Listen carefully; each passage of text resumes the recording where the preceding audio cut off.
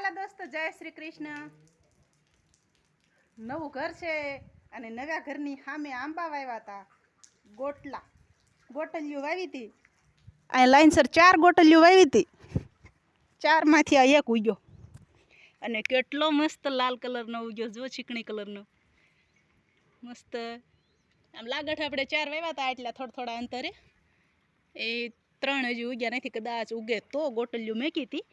આ મસ્ત રીતના ઉગી ગયો છે। હવે આપણે આને મોટો જબરો આંબો બનાવશું।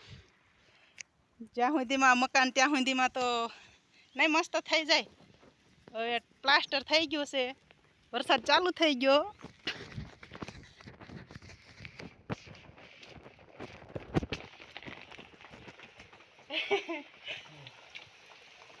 વિડીયો બનાવતી વરસાદ આવી ગયો, વરસાદ ચાલુ થઈ ગયો એટલે આપણે ભાગીને આવતા રહ્યા છે જૂના ઘરે, કારણ કે મહેમાન આવ્યા છે એટલે ચા મેકવાની છે।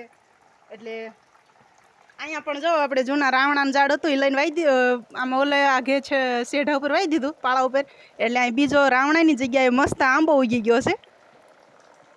દેખાય છે ને, જો આમ રહ્યો જામફળીના થળીએ આંબો, અને વરસાદ જો ચાલુ થઈ ગયો છે। જ્યારનો આપણે વિડીયો મેક્યો કે વરસાદ નથી આવતો ત્યારનો વરસાદ એક ધારું ચાલુ છે। ભલે હરવડા તો હરવડા, પણ એક છોડાય લંઘાતો નથી। મસ્ત જ પોષણ મળી ગયું છે।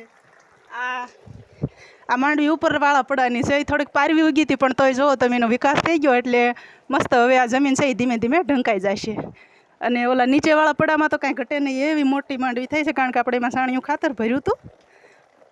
અને ઉપર પાછા શાહની અંદર જે અમારા એની ભાષામાં ટાસ કહે, એવી ટાસ એટલે મોટી કાંકરાવાળી ધૂળ, એ ભરી હતી। એટલે સુપર જ માંડવી ઉગી ત્યાંથી અત્યાર સુધીમાં એને કોઈ જાતનો રોગ બોગ કાંઈ આવ્યું નથી। ઈયળ લાગી છે, ક્યાંક ક્યાંક પારી ઈયળ લાગી છે। આ માણસોને લાગટ પાંદડા ખાઈ ગયા હોય એટલી બધી ઈયળ હજી લાગી નથી, કારણ કે નીચે જમીનની અંદર છાણિયું ખાતર છે, ઉપર ટાસ છે, એટલે કે નવું આ જે અમારે ડુંગર હોય, અમારે અહીં ઢોરા કહે, એ ડુંગરમાંથી અમે જેસીબીથી ફેરા ભરાવી અને ઉનાળામાં તમને અમે વિડીયો બતાવ્યો હતો, એ અમે આમાં ચડાવ્યા હતા સાહે, એટલે એ પણ પોષણવાળી જમીનની ધૂળ હતી।